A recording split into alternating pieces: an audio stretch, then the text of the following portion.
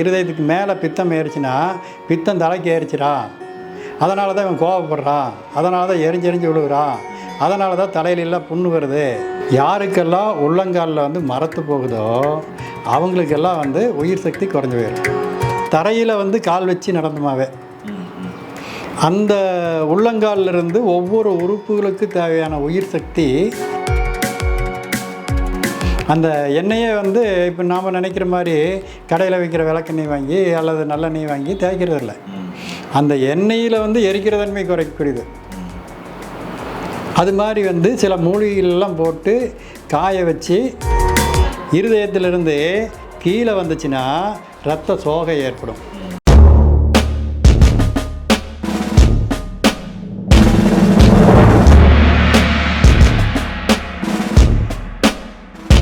உடலில் இருக்கிற உறுப்புகளுக்கும் அக்குபஞ்சருக்கும் என்னென்ன சம்மந்தமாக இருக்குங்கிற நிறைய விஷயங்கள் சொன்னீங்க. அதே மாதிரி எனக்கு இன்னொரு சந்தேகம் சார். அதாவது நாங்கள் நிறைய இடத்துல ட்ராவல் பண்ணோம், ஷூட்டுக்கு போகிறோம், மதுரை, கோயம்புத்தூர், இந்த மாதிரி நிறையா ஊர்களுக்கு போகிறோம். அப்படி போகும்போது நிறைய பேர் பார்த்திங்கன்னா, நிறைய மக்கள் பார்த்திங்கன்னா பாத யாத்திரையாக போவாங்க. ஸோ அதுவும் செப்பல் போடாமல் போவாங்க. அதை பற்றி நீங்கள் என்ன நினைக்கிறீங்க சார்? இது ஆன்மீக சம்பந்தமான ஒரு விஷயம். ஆனால் ஆன்மீகத்துக்குள் மறைந்து நிற்கும் அற்புதமான மருத்துவம். நம்ம சயின்ஸு மேலே வந்த காலத்தில் தான் உண்மையெல்லாம் மக்களுக்கு தெரியாமல் போயிடுச்சு. ஏன்னா எந்த ஒரு பிரச்சனையாக இருந்தாலுமே மாத்திரைகளை தேடக்கூடிய நிலைமை வந்துடுச்சு. ஆனால் அந்த காலத்தில் வந்து அந்த மருத்துவத்தை வந்து மறைச்சி ஒரு மகத்துவம் மாற்றினாங்க. இப்போ நீங்கள் பழனி மலை இருக்குது, இந்த பழனி மலைக்கு காலால் நடந்து போயிட்டு வந்தீங்கன்னா ரொம்ப நாளாக தீராத இருந்த நோய்கள்லாம் வந்து தீந்துடும். பல வைத்தியங்களை செஞ்சு பார்த்துருப்பாங்க, எதுக்குமே கட்டுப்படாது. ஆனால் பழனி வரைக்கும் நடந்து போயிட்டு இருந்தாங்களா அந்த நோயெல்லாம் தீந்துடும். அது மட்டும் இல்லாமல் அவங்க தொழிலில் ரொம்ப வீழ்ச்சி அடைஞ்சிருப்பாங்க. அந்த வீழ்ச்சியெல்லாம் மாறி அடுத்த வருஷத்துக்குள்ளே அவங்க வந்து அவங்க தொழிலில் வந்து மேன்மை அடைஞ்சு அவங்க குடும்பத்தில் இருக்கக்கூடிய பல்வேறு பிரச்சனைகள் எல்லாம் தீர்ந்து ஒரு ஆரோக்கியமான வாழ்வுக்கு வந்துடுவாங்க. இதெல்லாம் எப்படி அப்படிங்கிறது வந்து யாருக்குமே கற்றுக் கொடுக்கல. ஏன்னா நான் இன்றைக்கி வந்து இது எல்லாமே தெரிஞ்சுக்கணும், எல்லாத்துக்கும் தெரிய வேணும் அப்படிங்கிறதுக்காக வேண்டி இந்த மருத்துவத்தில் இருக்கக்கூடிய மகத்துவத்தை எல்லாம் தேடி இப்போ உங்கள் மாதிரி டிவி சேனல் மூலமாக எங்கிட்ட வர நோயாளர்கள் முன்னாடி நிறைய பேசி ஒரு வழிகாட்டிட்டு வரேன். வழியை காட்டி அந்த புதுப்பிச்சுட்டு வர பழமையெல்லாம். இது அந்த காலத்தில் வந்து சொல்லலை, கோயிலுக்கு போனால் நல்லாயிருக்கு. அதுக்குள்ளே இருக்கிற விளக்கத்தை சொன்னால் கேட்குறவங்களுக்கு புரியாமல் போயிரு, அதெல்லாம் எப்படின்னு கேள்வி கேட்பாங்க. கேள்வி கேட்டால் தெரிய வேணுமில்ல. அப்போ வந்து இந்த மருத்துவ பாடத்தையும் நம்ம படிச்சிருந்தால் தான் பேச முடியும். இன்றைக்கி வந்ததுலேருந்து நீங்கள் எங்கள்கிட்ட நிறையா கேள்வி கேட்குறீங்க. அந்த கேள்விக்கான பதில் எனக்கு இந்த மருத்துவ ரீதியை தெரியுங்காட்டி உங்கள்கிட்ட வந்து அன்பாக நான் பேசுகிறேன். இல்லைன்னா எனக்கு கோபம் வரும்ல, என்னையே இந்த கேள்வியெல்லாம் கேட்டுக்கிறேன் அப்படிங்கிற மாதிரி வரும். இப்போ நம்ம அந்த விஷயத்துக்கே போயிடுவோம்.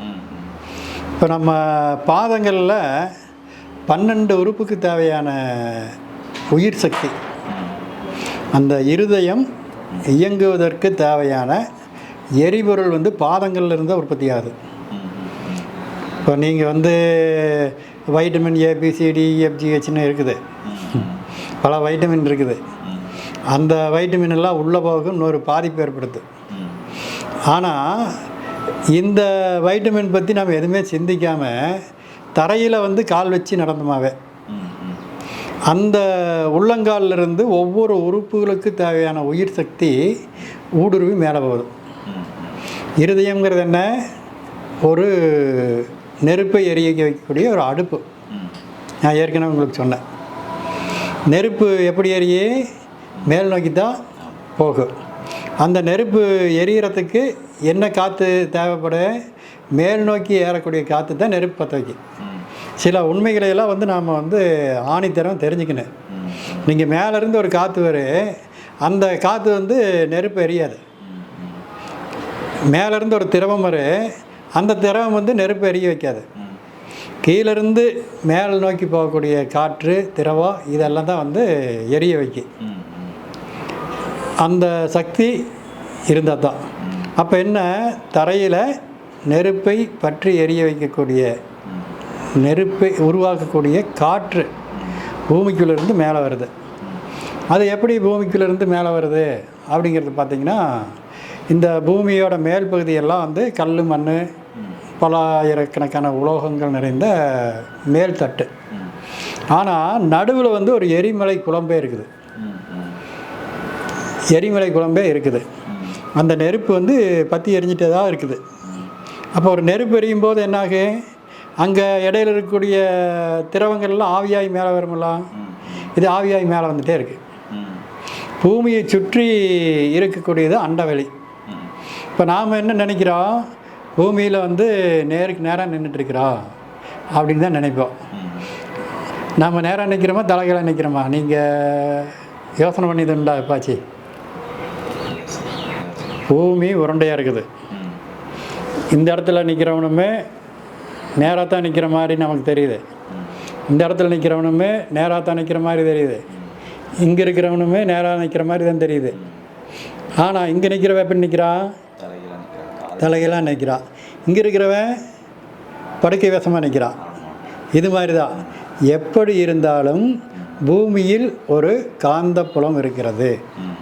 இந்த காந்தப்புலம் எங்கிருந்து வந்தாலும் இரும்பு உள்ள பொருளை ஈர்த்துக்கொள்ளும். இதனால தான் ஒரு பேப்பரை நீங்கள் வந்து பறக்கிட்டிங்கன்னா அது வந்து மேலே பறந்துடும், கீழே வராது. கீழே வர அதுலேயும் கொஞ்சம் கொஞ்சம் இரும்பு இருக்குது, கீழே வந்துடு. இன்னும் வந்து கீழேயே வராத பொருளெல்லாம் இருக்குது. எந்த பொருளில் வந்து ஹைட்ரஜன் கேஸ் அதிகமாக இருக்குதோ அதெல்லாம் பூமிக்கு வராது. ஹைட்ரஜன் கேஸில் வந்து இரும்பு சத்து இல்லை, அது மேல் நோக்கி தான் போகுது. இப்போ ஹைட்ரஜன் பலூனெல்லாம் பார்த்துருப்பீங்களே, அது மேல் நோக்கி தானே போகுது. அப்போ அதுக்கு காரணம், அதுக்கு பூமி வந்து அதை இழுக்கக்கூடிய தன்மை பூமிக்கு இல்லை, அதில் வந்து இரும்பு இல்லை. இதுதான் காரணம். இப்படி நம்ம உடம்புக்கு தேவையான அந்த உயிர் சக்தியெல்லாம் பூமிக்குள்ளேருந்து மேல் நோக்கி வருது. அதெல்லாம் எரிக்கக்கூடிய காற்று. அந்த காற்று இருதயத்துக்கு போகிறதுக்கு வழித்தரமே உள்ளங்கால் தான். யாருக்கெல்லாம் உள்ளங்காலில் வந்து மரத்து போகுதோ அவங்களுக்கெல்லாம் வந்து உயிர் சக்தி குறைஞ்சி போயிடும். இதுக்கு தான் அந்த காலத்தில் வந்து ஒருத்தர் வந்து நல்லது பண்ண வேணும் அப்படின்னு சொன்னால் உடம்பெல்லாம் வலியாக இருக்குது, என்னன்னே தெரியல அப்படின்னு சொன்னால் அவங்களுக்கு வந்து எண்ணெய் தேய்ச்சி குளிக்கிறம்பாங்க. அந்த எண்ணெயை வந்து இப்போ நாம் நினைக்கிற மாதிரி கடையில் விற்கிற விளக்கெண்ணெய் வாங்கி அல்லது நல்லெண்ணெய் வாங்கி தேய்க்கிறது இல்லை. அந்த எண்ணெயில் வந்து எரிக்கிற தன்மை குறைக்கக்கூடியது. அது மாதிரி வந்து சில மூலிகைகளெல்லாம் போட்டு காய வச்சு அந்த பதப்படுத்தி அதுக்கு பின்னாடி அந்த எண்ணெயை தேய்ச்சோமா அந்த எண்ணெயில் வந்து எரியிற தன்மை இருக்குது. ஆனால் வந்து நமக்கு வந்து பாதிப்பு ஏற்படுத்தாது. இதே நாம் கடையில் விற்கிற எண்ணெய் வாங்கி நீங்கள் தேய்ச்சிங்கன்னா அது பாதிப்பை ஏற்படுத்தும். அப்போ அதையும் வந்து முறைப்படி காய்ச்சி வலிக்கணும். அதுதான் அந்த காலத்தில் இதை தான் செஞ்சாங்க. குழந்தைகளுக்கெல்லாம் பார்த்திங்கன்னா வருஷத்துக்கு 2 முறை, கொஞ்சம் பெரிய ஒரு வயசு 2 வயசான குழந்தைகளுக்கு முதல்ல ஒரு வருஷத்து வரைக்கும் பார்த்திங்கன்னா தினமே தலைக்கு உச்சிக்கு வந்து எண்ணெய் தேய்ச்சி மூஞ்சி இதெல்லாமே வந்து விளக்கெண்ணெய் தேய்ச்சி சூரிய ஒளியில் படுக்க வைப்பாங்க. இப்போ இதுக்கெல்லாம் காரணம் என்ன? அந்த விளக்கெண்ணெய் வந்து மருத்துவ காரிச்சியாயான்னு சொல்லிட்டு மருத்துவம் பார்க்குறவங்க அந்த குழந்தை 3 மாதம் கருவான உடனே, ஒரு தாய் கருவான உடனே அவங்களுக்கு வந்து வீட்டில் போய் அதையை வந்து முறைப்படி கொட்டமுத்தை உடச்சி அதையை வந்து காய்ச்சி வடித்து ஒரு களையத்தில் ஊற்றி கொடுத்துட்டு போயிடுவாங்க. அந்த மிச்சம் இருக்குது குழந்தை பிறக்கிறதுக்கு 7 மாதம் இருக்குது பார்த்தீங்களா, அந்த 7 மாதமே அந்த வீட்டில் இருக்கிறவங்களுக்கு வேலை என்ன, அந்த களையத்தில் இருக்கிறது மேலே வெள்ளை துணி போட்டு வண்டி கட்டுறதுன்னு பேர். அந்த வெள்ளை துணி போட்டு கட்டி வச்சுட்டா தினம் எடுத்து சூரிய ஒளியில் வைக்கணும், மறுபடியும் எடுத்து உள்ளே கொண்டு போய் வச்சுக்கணும். காலையில் ஒரு 7 மணி 8 மணிக்கு வச்சாங்கன்னா ஒரு உச்சி வெயில் வரைக்கும், ஒரு 12 மணி வரைக்கும் அல்லது ஒரு 11 மணி வரைக்கும் சூரிய ஒளியில் வச்சுருந்து அதுக்கு பின்னாடி வந்து வீட்டில் கொண்டு போய் வைக்கிறது. 7 மாதம் அவங்க வச்சுருப்பாங்க. அதுக்கு பின்னாடி தான் அந்த எண்ணெயை வந்து குழந்தைக்கு வந்து காட்டுறது, எண்ணெய் பாத்திரம்னு சொல்லுவாங்க. வாக்கிறது, தலைக்கு தேய்க்கிறது, உடம்புக்கு தேய்க்கிறது, இதையெல்லாம் செஞ்சு குளிக்கும் போதுங்க அந்த குழந்தையோட ரத்தம் வந்து சூடு ஏறாது, எரிநிலை அதிகமாக மாறாது, மலச்சிக்கல் வராது, உடம்புக்கு சரியில்லாமல் அடிக்கடி காய்ச்சல் வராது. இது மாதிரி பிரச்சனையெல்லாம் அந்த எண்ணெய் தேய்க்கிறதுனால ஏற்படாது. அப்போ வந்து இப்படி ஒவ்வொன்றுக்கு அந்த காலத்தில் வந்து கற்று வச்சுக்கிறாங்க. இப்போது நம்ம இந்த ஐதீகம் சொன்ன காலம் என்ன அப்படின்னு பார்த்தீங்கன்னா பல ஆயிரம் ஆண்டுகளுக்கு முன்னாடி. இந்த பல ஆயிரம் ஆண்டுகளுக்கு முன்னாடி கார ரோடு இல்லை, அப்புறம் வந்து இந்த மெட்டல் தார் ரோடும் இல்லை, எல்லாமே மண் தரை, மண் புல், இதில் தான் வந்து நாம் நடந்து போவோம் பாத யாத்திரைன்ட்டு. நடந்து போகும்போது அந்த மண்ணிலேருந்து வரக்கூடிய சத்து, இலைதலைகள்லேருந்து வரக்கூடிய சத்து இதெல்லாம் உள்ளங்காலில் பட்டு அது வந்து ஊடுருவி நமக்கு வந்து மேலே இருதயத்துக்கு வந்து சேரும். இருதயத்துக்கு மட்டும் இல்லை, இருதயத்துலேருந்து உச்சந்தலை வரைக்கும் வரும். உச்சந்தலையில் வந்து சூரிய ஒளி படும். அந்த இங்கிருந்து வரக்கூடிய காற்றுமே மேலேருந்து வரக்கூடிய காற்றுமே ஒன்றா சேரும்போது எப்படி மழை வருது பார்த்திங்களா, பூமியில் கீழேருந்து போகிற காற்றுமே எப்போவுமே உப்பு தண்ணியிலேருந்து ஆவியாகி மேலே போகிறது தான் மழை உருவாக்கும். அதனால தான் கடல் எப்பொழுதெல்லாம் கொந்தளிப்பு ஏற்படுகிறதோ அப்போ தான் வந்து மழை வரும். பெரிய மழை, சின்ன சின்ன மழை வர்றது அது இது இல்லை. பெரிய மழை வருதுன்னா கடல் கொந்தளிப்பு ஏற்பட்டது தான். அப்போ அந்த உப்பு நீர் ஆவியாகி மேலே போகுது. மேலே இருக்கக்கூடிய இந்த மரம் செடி கொடிகள்லேருந்து ஆக்சிஜன் எல்லாம் மேலே போய் அந்த ரெண்டு ஒன்றா சேரும்போது H2O விகிதாச்சாரத்தில் சேரும்போது மழையாக மாறி வருது. இதுதான் வந்து இயற்கையின் நியதி. இதே மாதிரி தான் நம்ம உடம்புக்குள்ளேயுமே கீழே உள்ளங்காலிலிருந்து ஊடுருவி 12 உறுப்புகளையும் வந்து இயக்க வச்சுட்டு அதுக்கு பின்னாடி இருதயத்திலிருந்து இந்த இரத்த குழாய் வழியாக மேலேறி மூளைக்கு போகுது.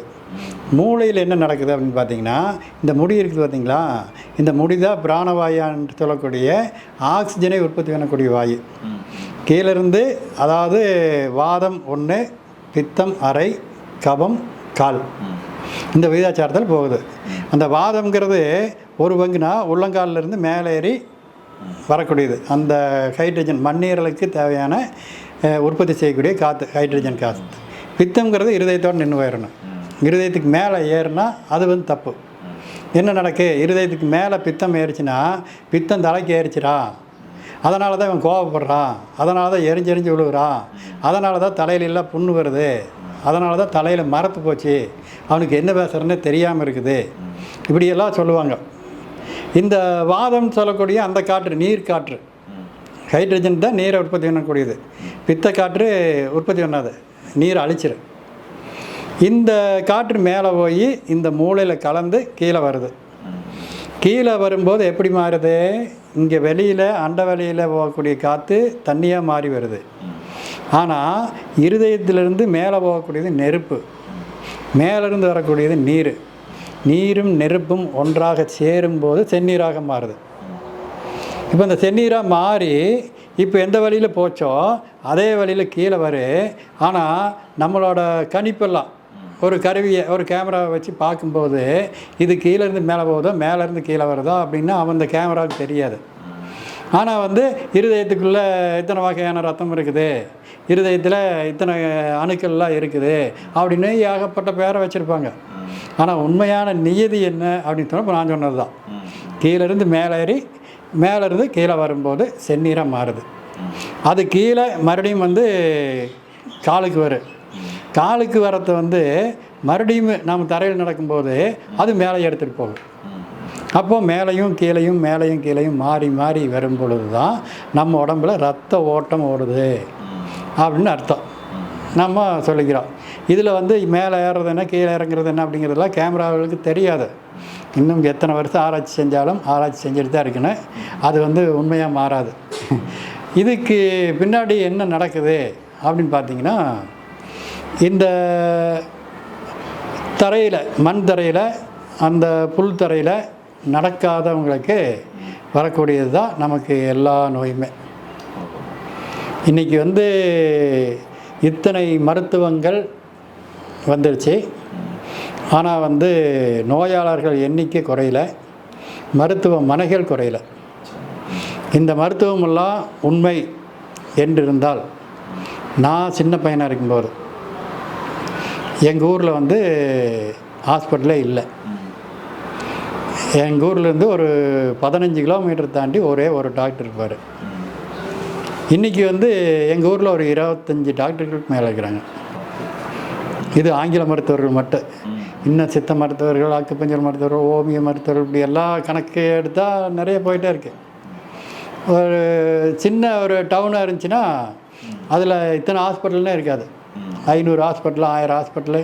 இன்னொரு 10 வருஷம் ஆகும்போது மருத்துவர்கள் எண்ணிக்கை அதிகமாகவும் நோயாளர்கள் எண்ணிக்கை குறைவாகவும் போயிடும். அந்த அளவுக்கு ஆயிரும். ஏன் இத்தனை மருத்துவமனைகள் உருவாகுது, இத்தனை நோயாளர்கள் உருவாகிறாங்க? இப்போ நானே பார்த்தீங்கன்னா பல நேரங்களில் எனக்கு வேதனையாக இருக்குது. நான் வாங்குகிற ஃபீஸு ரொம்ப கம்மி.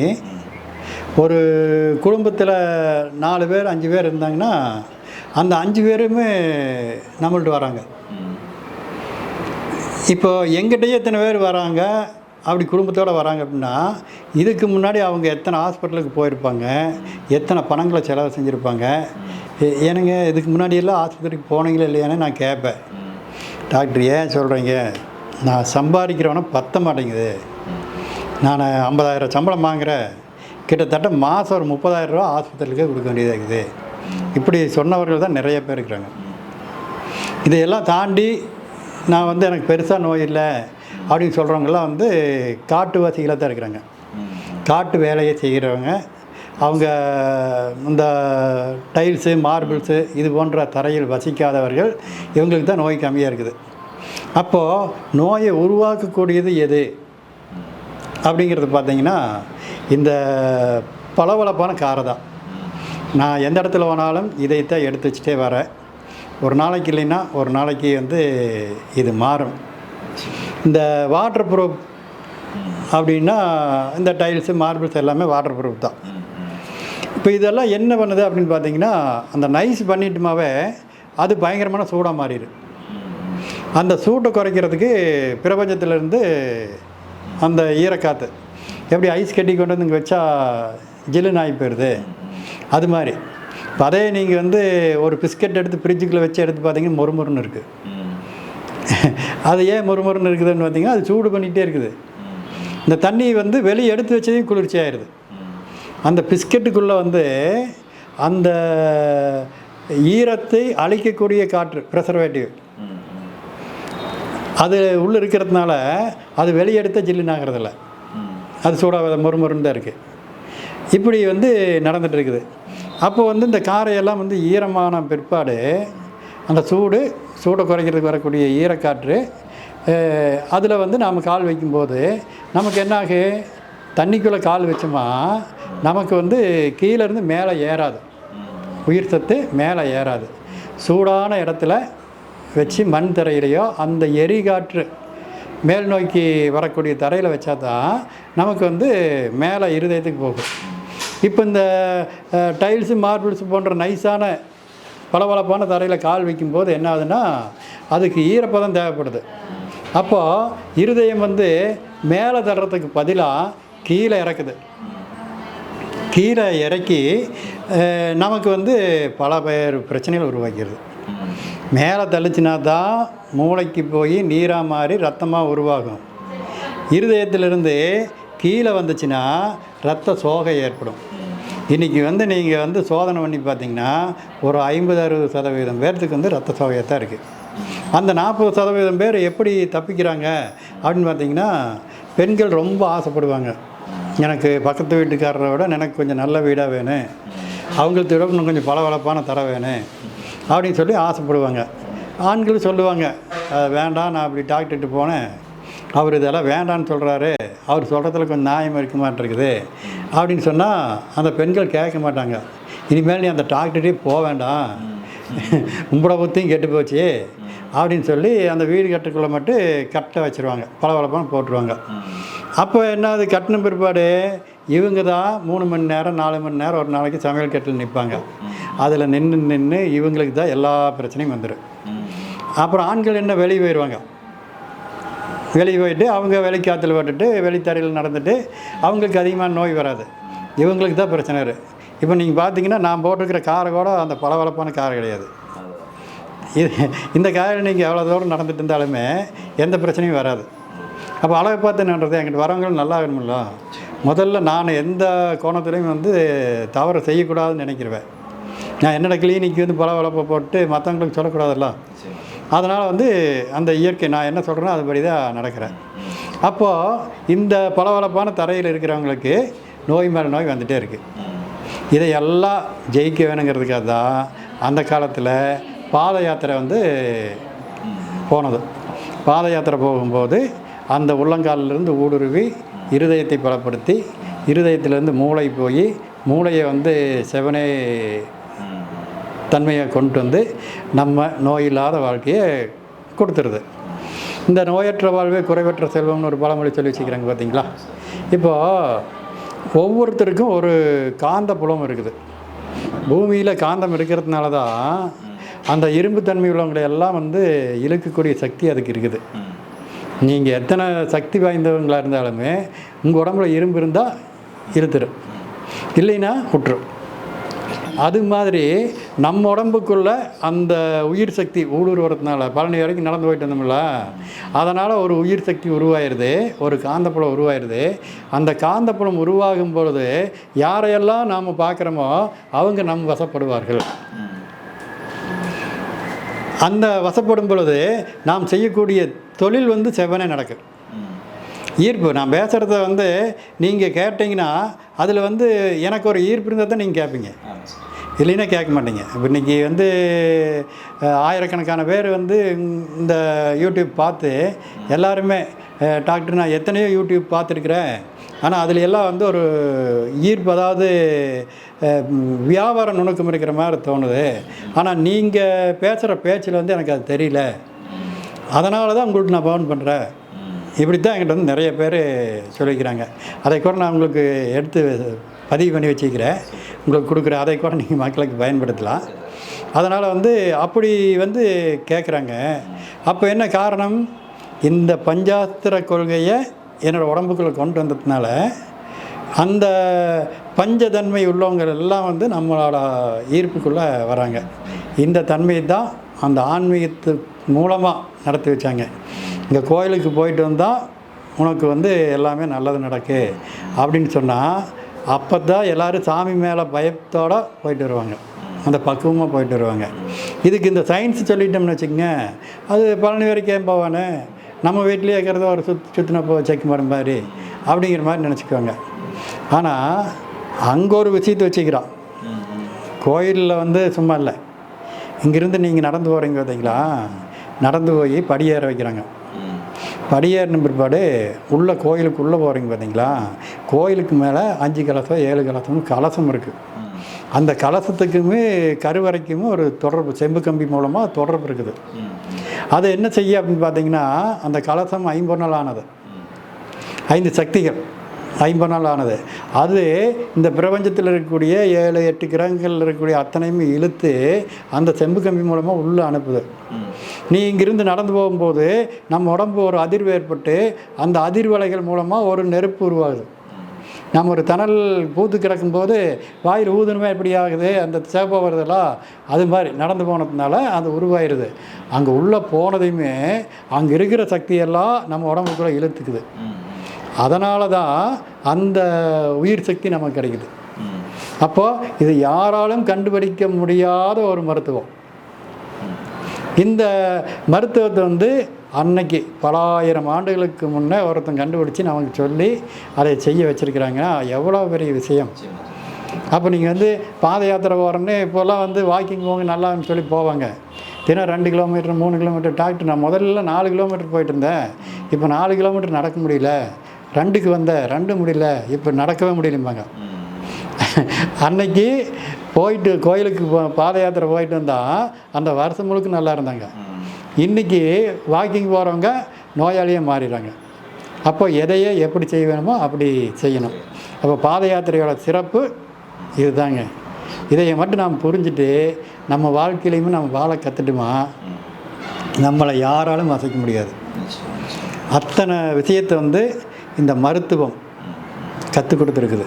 இதையெல்லாம் ஒவ்வொருத்தரும் இந்த பஞ்சபூத கொள்கையை அடிப்படையாக கொண்ட இந்த அக்குபஞ்சர் மருத்துவத்தை படிச்சிட்டாங்கன்னா நீங்கள் இங்கேருந்து அமெரிக்கா போகலாம், ஆஸ்திரேலியா போகலாம், ஜப்பான் போகலாம், எங்கே வேணாலும் வாழ்வை தேடி போகலாம். ஆனால் அங்கேயும் போய் நீங்கள் ஒரு மருத்துவரை தேட வேண்டிய அவசியம் இல்லை. நம்மள்கிட்டயே ஊசி இருக்குது, நம்மள்கிட்டயே அந்த மருத்துவ அறிவு இருக்குது. இதை பயன்படுத்தி நம்ம உடம்புக்குள்ளே வரக்கூடிய நோயை வந்து நம்மளே சால்வ் பண்ணிக்கலாம். இதுதான் ஒரு அற்புதமான விஷயங்க. Super sir, super. ஓகே.